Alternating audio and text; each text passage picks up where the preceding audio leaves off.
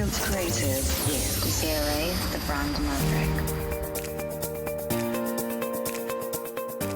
Before we get into it, I just wanted to thank you for following me into this tilted rabbit hole where we learn about the entrepreneur journey and all the magnificent and terrifying things that come with it.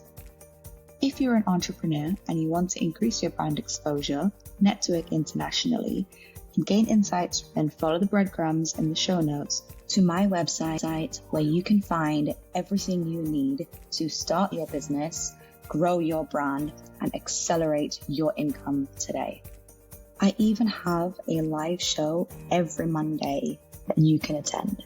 It's free brand awareness and exposure, and you get to meet some really cool people on the show. It's such incredible value, and you don't have to pay a penny for it. Now it's time. Let's jump straight into the rabbit hole. Welcome so much to the Entrepreneur Spotlight. It is amazing having you here today, Renee. Just for those listening, do you want to give them your name of your company, and tell them a little bit about what you do? My name is Renee Reisch. I am the founder of Finding Your Voice Network and magazine, and I am a women's life, leadership, and empowerment coach. That is amazing. I mean, I've been chatting with you for a little while, and your energy is just unreal. It's so warm, it's so inviting, it's so calming, yet energizing. It's great. It's such a good compliment, because I've got very high energy. I'm very, very high buzzed all the time. Thanks to my ADHD. But I'm literally like the Energizer Bunny on steroids all the time. And you are just this lovely picture of calm, but it's not like almost put you to sleep calm. It's like this energetic calm, which is what I really like as well. It's really weird to describe it like that, but it is. It's energetic calm, and I love that. Thank you so much. I actually have a lot of energy as well, as you said, and it's for somebody to call me calm. You ask my mom, she's like, I'm on steroids, she would say. So I'm always buzzing around and taking care of different things. And basically it's the women that I work with, and always open to opportunities. I love that. I love sharing our voices together. And the program I also created is the Voice Blueprint, which we were speaking about a little bit ago, which takes women from vulnerability to empowerment. And I actually created that because of my own journey. And a little bit about it I'll share with your audience. And that's because I lost my own voice in 2013 and was told I may never be able to speak again. I was working in corporate America, taking care of multi-million-dollar teams and departments, yet never taking time to take care of the girl looking back at me in the mirror. I was always consumed with and concerned with everybody else, making sure they were okay, making sure our goals were attained and exceeded. And I never took time for me.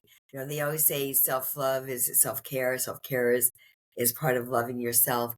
And I didn't know from that at the time. I was just, knee deep in corporate America, and was not really a spiritual gal at the time. I think that was probably the beginning of my journey to finding my own voice.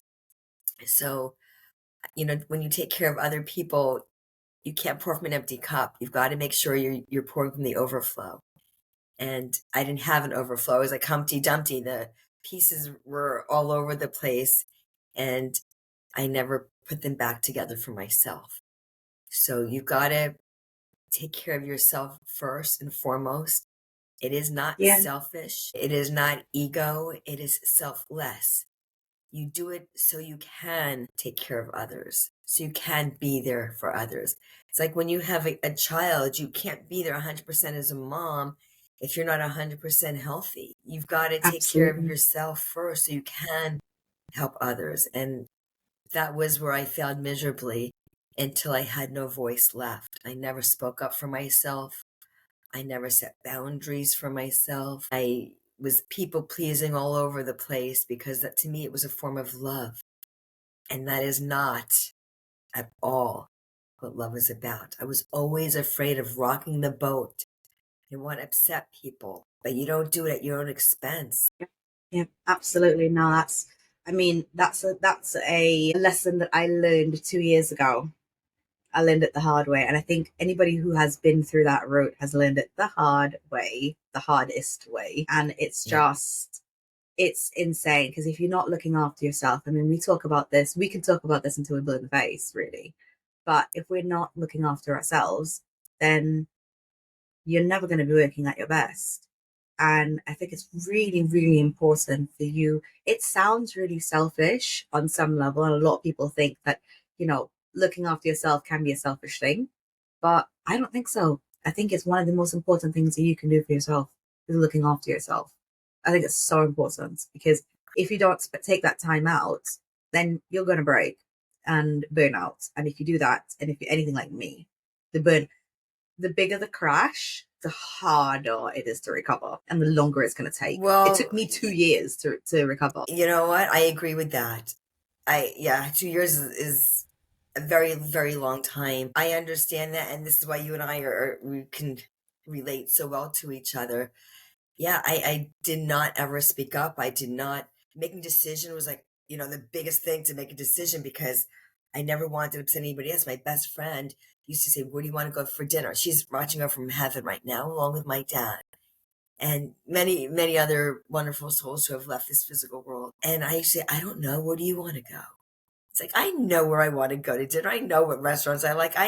But I didn't want her not to get what she wanted on account of me. Like, I didn't matter. It's like, why? She wouldn't ask if she didn't care where I wanted to go. If she would say, "We're going here because this is where she wants it," then that's fine. It's like, if I didn't want to go there, I'd say, "Wait a minute. What about me?" Yeah. But when people ask you a question, it's because they want an answer, an honest answer. Not, "I don't know." You know what you want. You know what you like. So it's really using your voice. I never used it the way it was meant to be until I no longer had a voice. And this was not just laryngitis, Désiré. This was a virus pre-COVID. This was so it was way before we knew what the world knew was going to hit them all those years later. And it was the most pain I've ever endured. It was sores on my vocal cords. I was in the urgent care, and the doctor had told my best friend, "Get her to the ER now," because there were so many.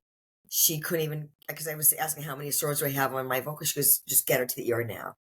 Because I had been there the day before and there was one. That's why I asked how many. And then we went back the next day because it was like it had given birth and exploded. So I'm like, it feels like there's more than one. And she goes, "Just get her out of here. Get her to the ER."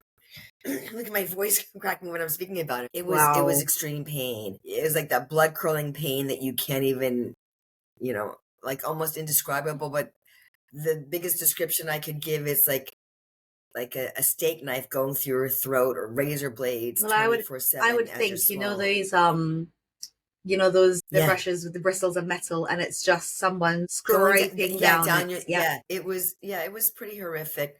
The ER doctor told me I was so contagious I could no longer be with the public. So I had no contact. I was locked away for 4 months. When I say locked away, I was in like my own hell of my place for 4 months with no contact to the outside world and no help to heal. I realized that it was losing my voice that began the journey to finding my voice and coming back home to myself. Because it was finally stopping the constant rat race that you were in. My God. Imagine it takes 100%. Something as big as that to make you just stop for a minute and think what you're doing with your life. It was a screeching halt.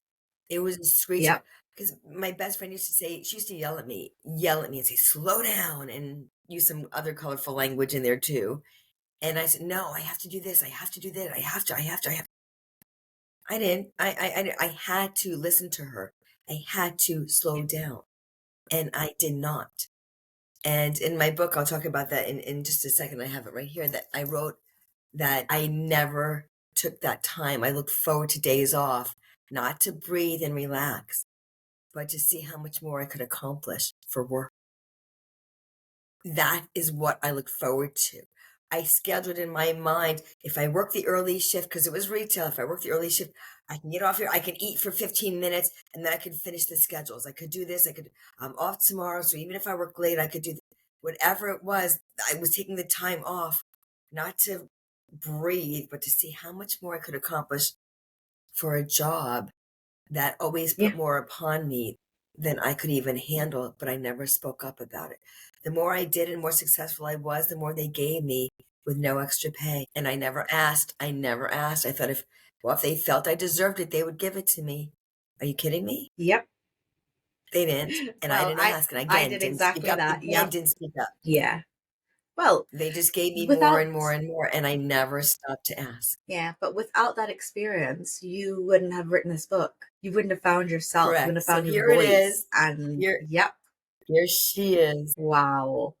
It's called That's incredible, Finding Your though. Voice. Thank you, honey. It's called Finding Your Voice, Unlock Your Chains, and Unleash Your Greatness. And it's not a Photoshop. I literally was sitting on that's Newport Beach, California. Yes. You know, Finding Your Voice, the font is even different. It's a cursive script, right? Because that's part of the process and the journey. Unlock and Unleash is also a different font because that's the action. Unlock your chains and unleash your greatness. Because the chains I was bound up in were my very own. And yet the greatness was and always will be my own as well as yours and all of ours, especially as women. We have it within. I speak about the Wizard of Oz, that the journey, Dorothy, it's a tale of a girl having everything within her that she was looking for outside of her. And that's what I was doing. We always have the power within. She was looking for her way back to Do you not find that a lot of women do that, though? Oh, do you not find that just women in general, we're so guilty of that crime against ourselves? Like, we are constantly, oh, women must be seen, not heard. So we just accept, and put up with all of this stuff that we shouldn't be putting up with. And agreed. We never actually get or very rarely ever fulfill our true potential until something big happens. And then suddenly it's like, I will never forget, we had a family friend years ago, and I always thought she was really, really, really clever, really smart woman. And I was very young at the time. I must have been, like 9, 10 years old. And I always thought she was really, really smart, but she never really did much with it. I was always really confused by that. And then she got divorced. And then she got what? Then she got divorced, and then she was just wow, unreal. It was crazy transformation. And I think it's probably little things like that along the way that I looked at and I thought, interesting. And it just I allowed it to kind of almost mold me as a person, because I'm like, right, make sure that you never let somebody else control you to that point. Don't ever let anybody take your power away, whatever that is. And my dad was one of those people who really, really, really pushed that in me as a kid. Like, he always told me, question everything. And, I was a kid that always asked why. The really, really obnoxious ones that were like, the why has then another why question that leads to another why question. That was me. But same.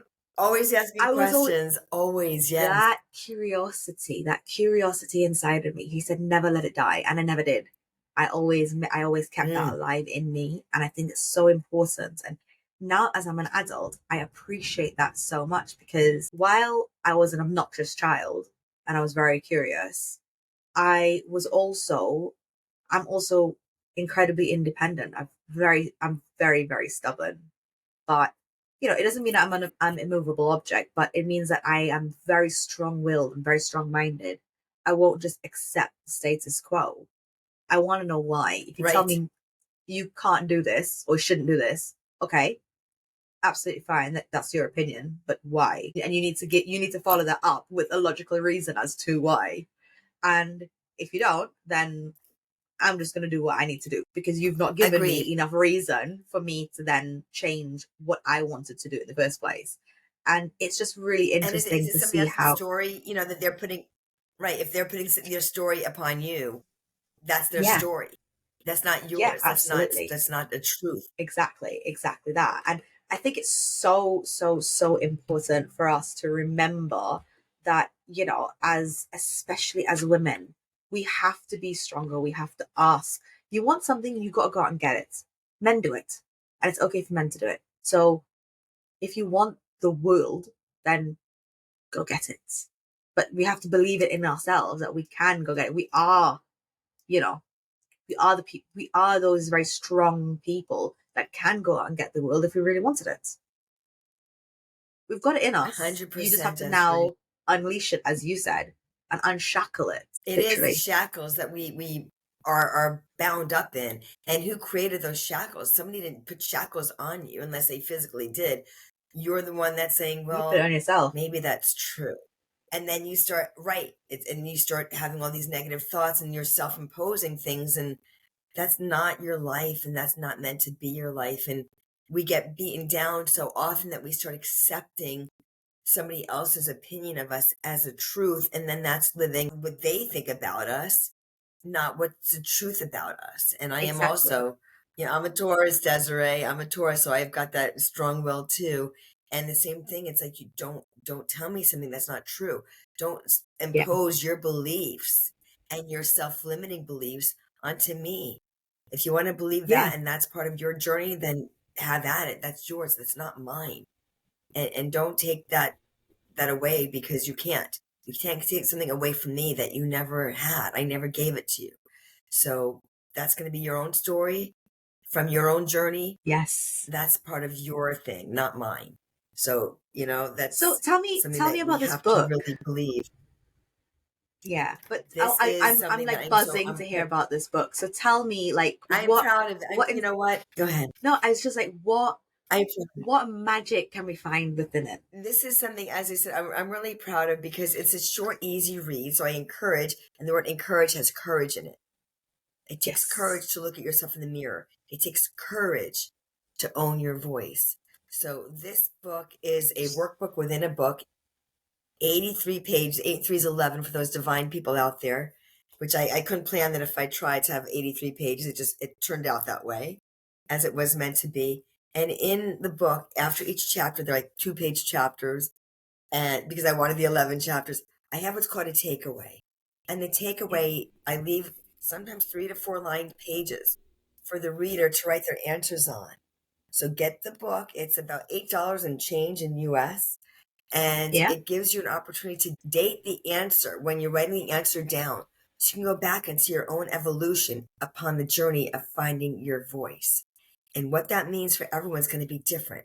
Whether you're a CEO, a CFO, a mom, wife, anybody.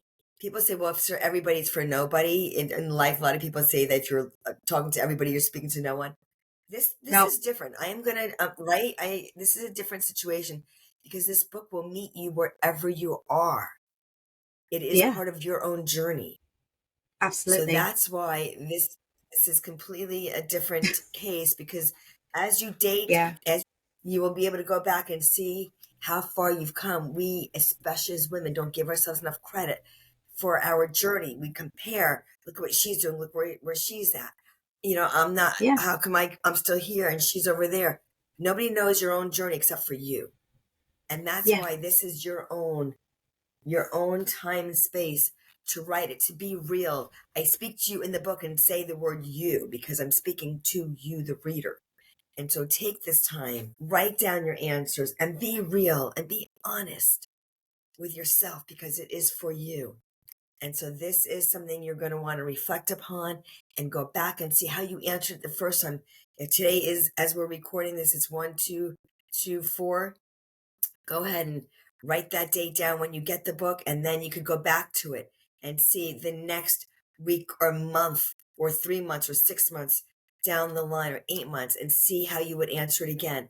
There was a gal I met on, it was a Zoom call. It was a very big Zoom meeting, and she didn't know me. We had never met, but somebody had referred my book to her.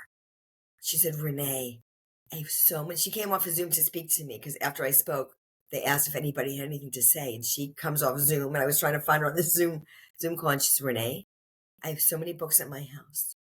Yours sits on my nightstand next to my bed, and I do an exercise every single night, and it has been a game changer in my life. Désiré, when you hear words like that from someone you never met before, that's when you know you've really found your purpose.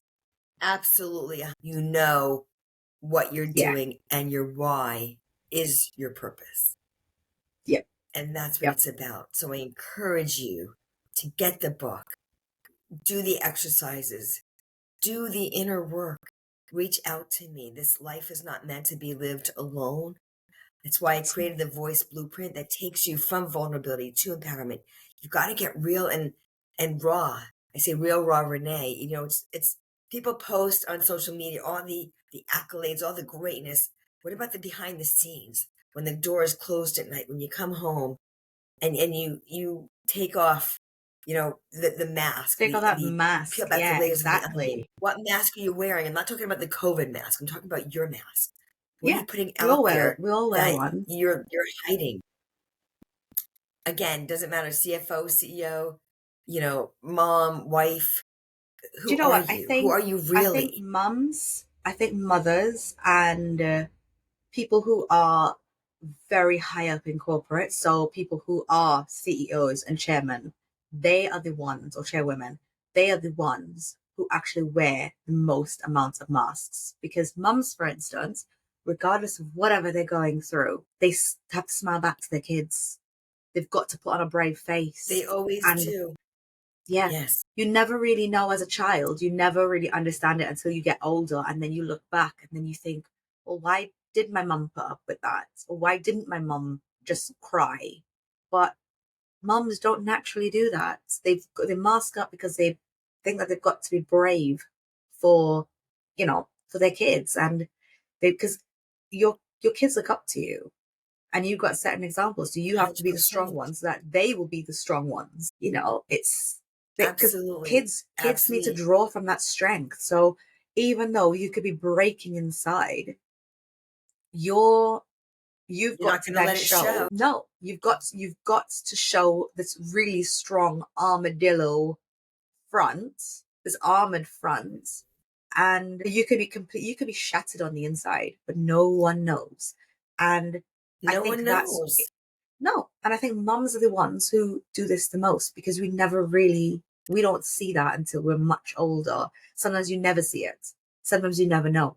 Sometimes it's until you can't ask them questions that you find out long after the fact when you hear other people telling stories and you're like, well, why was that? Why didn't she ever say anything? And You know, it's also partially I've cultural, helped but yeah. people that have,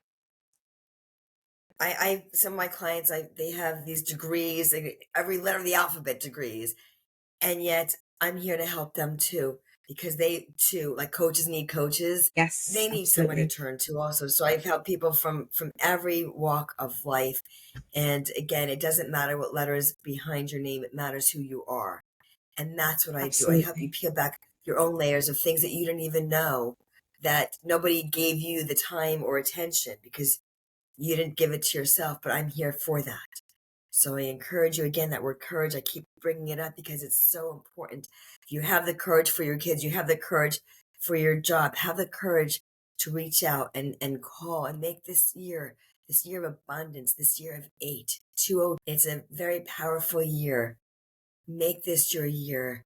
Reach out and Oh, this connect with this me. year is definitely starting out with intention. Like this is the year. Like if there was Absolutely. any year, this is the year because I think COVID has had enough time to pass and settle, and finances and everything else. The world's a mess. We know it. But I think a lot, and I'm hearing a lot of people by the end of 2023, people are just now fed up. And this is a year that if you have been fed up in 2023, this is a year where you change it. You change those problems. Find the solution. Be the solution, Be the And I solution. Be think the that is, change. yeah, be the change that you want to see in the world. Most literally.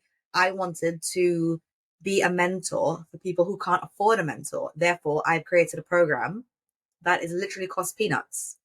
And it's less than what you would spend on takeaway or coffees per month. £7 a month or $7 a month is nothing. It's virtually nothing. It's a drop in a bucket. So, for the value that you're receiving, please tell me, show me, point me in the direction of another mentor that can charge that kind of price and get away with it. You won't find another. Exactly. And the reason why is because I do value my time, but I also want to be able to give the people who can't afford it, because they are the ones that need it the most. They need it. They need that support. They need that encouragement. They need that constant cheerleader, because if they don't have that, that's what keeps them where they are. And I think as a consultant, as an industry expert, I think it's really important that not all of us, but a few of us stand up and go, okay, fine, we can make millions and change a few lives, or we can make a little bit less and change millions of lives. Which would you prefer? I would pick the millions of lives. It's so And true, Désiré. I'm here to the make a big abundance impact. comes. Yes. Yeah. Something that my dad was very big about, and I am as well, is tikkun olam. It means repair the world. And I know I can't do it by myself, and I don't intend to. I do intend to partner with people like yourself, like thought leaders, where we can together collectively link arms, join forces, and share our voices with the world to uplift, inspire, and impact them in great ways, because this world needs us, needs a strong voice, needs our voices. And that's what this is about. Finding your voice is coming back home to yourself, and how better and what better way to do it than together. Absolutely. That was so eloquently put. My God, you speak so well. Like it's just the way that you formulate it. Whereas I am just like absolute creative chaos. And then you speak with such intention, such great energy. It's just amazing. I'm pretty sure I'll listen to this podcast episode quite a bit. I'm gonna come back to this one a lot. And for those who are listening, I would suggest you, when you finish this, you put it down for about a week and then you come back to this podcast, bookmark it, save it wherever, but come back to this podcast, because it's going to be one of those, like a really good book that you want to come back to, because it's got really good stuff in it. So absolutely. But I just want to pivot the conversation a little bit. This is so important. Yes. I want to pivot the conversation a little bit. So how much time do you spend working on your business, not in your business? That's a great question, because it's when you do something you love to do, it's like I live and breathe it. So how much time? I don't know. Time is something that I'm very passionate about, because I also want to make sure I take time for me. So my daily routine is I get up, I do meditation and prayer and gratitude and exercise, and then I dive in to my business, because this is what it's about. You've got to always prepare for what, as much as you can. When things come, you can't always prepare for what things happen within the day. I was speaking to you before we went on to the show about a group of realtors I was speaking with, and I was the last guest speaker of 2020. And as I was waiting to get into the Zoom room, I was waiting for like 5 and then 7 minutes. It kept going, and I finally reached out to the gentleman in charge. I said, how come what's going on? He goes, I'm having tech issues. I said, okay, what can I do? How can I help you? I've got Zoom, I've got a computer, and I was part of the solution rather than the problem. So we went on with the meeting. I spoke to his team. One of the brokers there bought 200 copies of my book, because she has a team that she wants to share it with. And it's it's what you can do. What can you do? It was about mindset. So as I told you earlier, I used it as a segue to start my talk on mindset. And you've got to reset your mindset. Instead of saying, I guess it's too bad, we'll have to reschedule in the new year, I said, no, I'm ready. I can help you. What can we do to make this work? So I became him. I had his name on my thing, then I was able to change it afterwards on my Zoom and say his name. I didn't become him, but I was welcoming his, because I got his, he gave me his access to get into it so I could welcome his people in. So I did. And then I was able to change the name back to my own. And I used it to catapult and used it as a catalyst for the duration of the talk I gave about mindset. That's what it was about. And it was to all the brokers there that came in, and the agents that I spoke with. And that's what it's about. Sharing our voices, uplifting. Doesn't matter what level you're at in life and how much you make, but it's what you make of what you already have. Absolutely. And I think it's very, very important as well to highlight the fact that rather than just kind of give up and go, oh, sorry, you're having tech problems, you then decided to go, wait, hold on, what's the solution to this problem? You can't get in, but I could. And you were able. And I think that in and of itself speaks to the mindset of being the change, of being that solution, becoming the solution. And it sounds really, really weird, but that actually is like a really important part of even formulating your own brand, is because you have to become a solution for your clientele. And you have, and in branding, that's the one thing. Like I always do the brand before I even do the products, because I build a product based on the community. What does the community need? Look at the community first and become the solution for it, and then you build out your product based on that. But you can have an idea. We are our brand. My brand is Finding Your Exactly. Voice. And what is that? Renee Reisch. Because what happened? You reverse engineer. I lost my voice. It wasn't just not having it, but not having it in life, not having it in business, not having it in any way of any place in my life. I did not speak up. And and then I didn't have a voice to speak up. And I went through that agony and pain, physical, mental, emotional pain of what it felt like to be isolated and alone and in pain, where doctors had no cure. It took close to a year. I didn't say this earlier, but it took close to a year, along with the help of an amazing vocal coach, for me to fully regain the use of my voice. But Désiré, that was the physical voice. What about the metaphoric loss of the voice?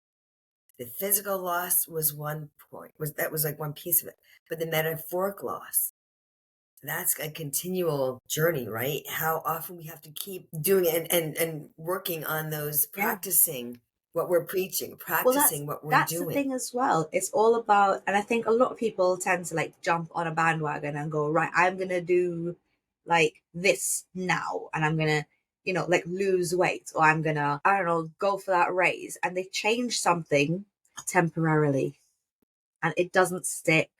It's because it all comes back to mindset.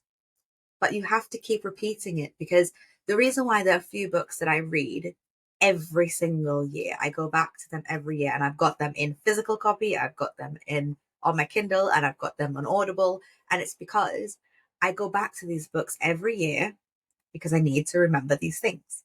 I need to remind myself something very, very simple, like never split the difference when you're negotiating. It needs to be ingrained in your head. And it's the reason why we need communities around us. We need coaches to keep repeating the same things over and over. Because if you don't, it only comes with repetition. And we forget things, because life just piles on more memories and piles on more stress. So it ends up, something that you learned 3 months ago ends up under a massive pile. And it's only until somebody's brought it back out and put it back on top that you remember it again. And then it gets piled on again. And then you have to keep doing that same process over and over and over.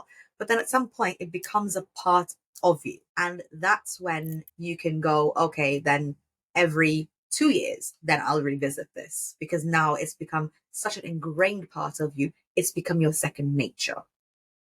But even then, 100% agree. Refining your second nature. I agree with that, because it takes at least 21 days to change a behavior. You can't say, I'm going to lose weight. What happens? You start depriving yourself of things. Then you are craving that you can't wait to lose the weight. And then you overindulge because, like, okay, I lost the 5 pounds to finish the dress, or 10 pounds, or whatever it is.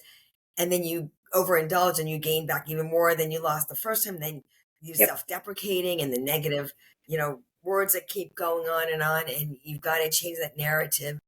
And instead of saying you're going to lose, because that's a lack of, you're going to gain the wisdom and the knowledge and make it a lifestyle of how you want to live every day. Gain the lifestyle. Some days. Yes, absolutely. And it's habits that you form. And you've got to repeat those habits until they become the thoughts and the beliefs and the behaviors. And you've got to do it again and again and again. What happened when you were in school and you studied for a test? You didn't just read something one time and say, okay, I'm ready. You read it again and again, and you ingrained it, and you made connections to how to remember things, and however you did it to study, so you were prepared for the exam. Well, prepare every day for your life. Yeah, absolutely. I think it's not a test. It's like a testament of yourself and your own. Your own resilience. Oh my God, that's so true. That is so true. So true. Like, I'm literally, you're talking about all my paws are raising, but honestly, that is so true, because you have to prepare for everything. Our conversation that I had earlier today was about even just preparing for your phone calls. What you're walking into a phone call, you're walking into a meeting. What is your intention in that meeting? And it's that preparation. And it could be 30 seconds. It does not take a whole lot of time. You don't have to sit there for hours and hours on end unless you have to prepare something. And then sometimes you do, but sometimes it can be something small. It can be, what is my intention going to be before I even start my week? What do I want to achieve this week? And it's a small goal setting, all of that stuff. And it's about holding yourself accountable and repeating it, and just keep going. And it's small amounts every day. And eventually it just kind of flows, and it grows some momentum. But you've got to start setting that mindset and setting those intentions one in front of the other. Because if you don't, then it'll never happen. I agree. It's taking those steps, those small steps. They say SMART goals. It's small, it's measurable, it's attainable, it's timely. You want to make sure that it is something that you can achievable. Because if you're setting yourself up to fail, then you're going to start the narrative of, I knew I couldn't do it. Why did I even bother? This person was right. I never can. It's like, no. It's easy to go down unless you're like hole. me. It's also unless you're like me. So I already know the other way and stay positive. So I know what I'm like. So, and I'm only going to highlight this because I think it's really important for those who are wired a little bit differently as well. I am one of those people that I know that I will only actually reach to probably 50% of whatever I start on, because that's literally how my brain's wired. I am all for the dopamine, and I hit massive dopamine rush when I first start something brand new and shiny. So I've learned this. If my goal is to reach 5, then I set it at 10, because I know I'm only going to get 50, but I've already hit my goal. So I set 10 things and achieved the 5 things that I really needed to. And then I don't beat myself up, because I'm like, well, that's the goal that I really wanted to reach. I made 10, but I know what my brain's like. So I reverse engineered it.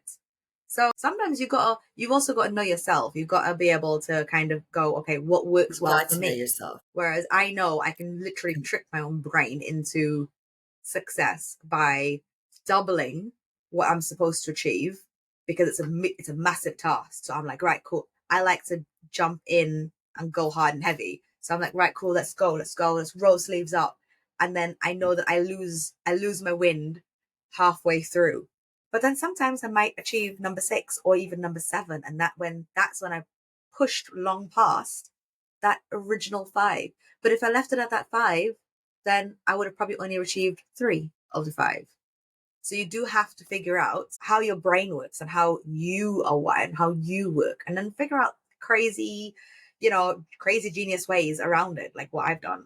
Because Lord alone knows that if I have a long task list, I look at it and I go, right, I'm all set for this week. And then I'll probably only achieve half, but that's absolutely fine, because that's only what I was supposed to do anyway. Everything else was a bonus. Right. It is a bonus. And look at it as a bonus. Look at it, what and that's what works for you. Somebody else may say, why would she set herself up to only do 50%? That's going to be different for everybody. It's going to be different for everybody, but set yourself up for success. And I'm not saying something that like I'm going to, and waking up. Well, not everybody is lucky to wake up. But when you wake up, make your bed, do a small task, do a small win. You made your bed, you did something that, be grateful. I also start with gratitude. I have a gratitude journal. That's something I said I do in the morning. Be grateful. And the more things you find to be grateful for, let that pen take on a life of its own. The more you'll be finding to be more grateful for.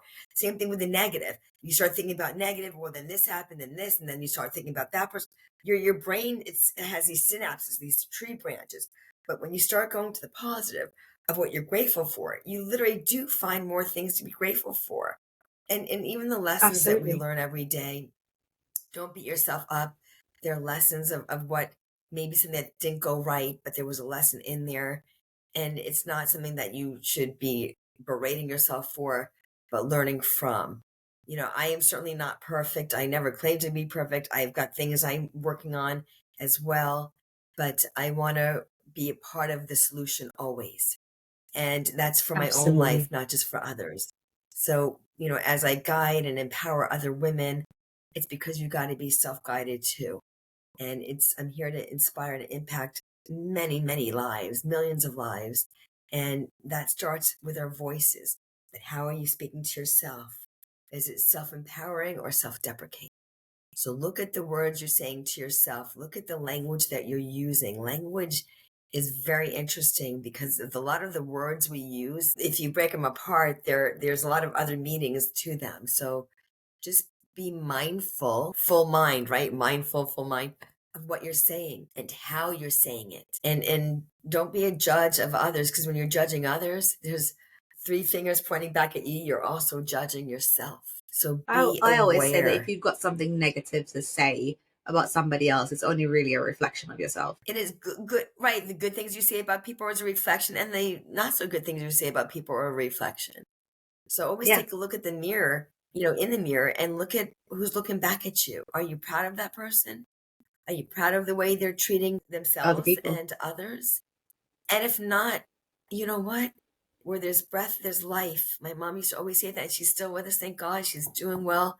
But it's true. Where there's breath, there's life, and there's hope. So make this year one filled with life, filled with love, filled with a desire to learn and to make a positive impact on your life and on the lives of others, and share that love, share that light with the world. Oh, that is so powerful. Oh, it's making me all go all weird, giving me shivers. So, one last question. What has been the hardest thing about entrepreneurship for you? Another great question. I would say just learning to navigate life on your own rather than, when you're working for a company, you're on their time, right? This is your time, and your time to do the things that maybe you didn't like about the place you worked. You didn't like about the people that you worked with or for. You can do it the way you want, and you can set it up for yourself, but set yourself up to succeed. And you don't have to reinvent the wheel. If you see the things that others have been successful with, take it, but don't change change it to make it yours, make it your own. You don't have to, as I said, reinvent what you already see that's working. Make it work in your language for yourself. Don't change and be someone else. Be you. You're not here. I'm not here to be Désiré. She's not here to be me. There's a lot of people I look up to, but I'm still going to take my own, spin of oil to it, right? My own. When you're putting oil into your car to make it run better, you're actually making it what you already have run better. So you're taking what you already know works and changing it to fit your mold, not to change your mold completely. So always be you, no matter what you're doing, because people buy people.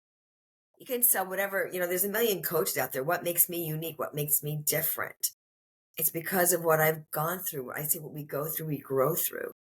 And now, having a platform for finding your voice, having the book and the magazine and the course that I created to walk women through that journey from vulnerability to empowerment, to be able to speak with teams and companies to empower their people. It's been a big game changer. Absolutely. So how can people find you? Oh, I am on Renee. You can go to Renee at reneereisch.com, and you can email me and put this voice in the subject heading. You can put finding your voice, okay? So I'll know that you are connecting from me from this interview. And I'm also on LinkedIn, on Renee Reisch. I'm on Facebook under Renee Reisch, on Instagram under Reisch Renee. It's Reisch. My first name is Renee.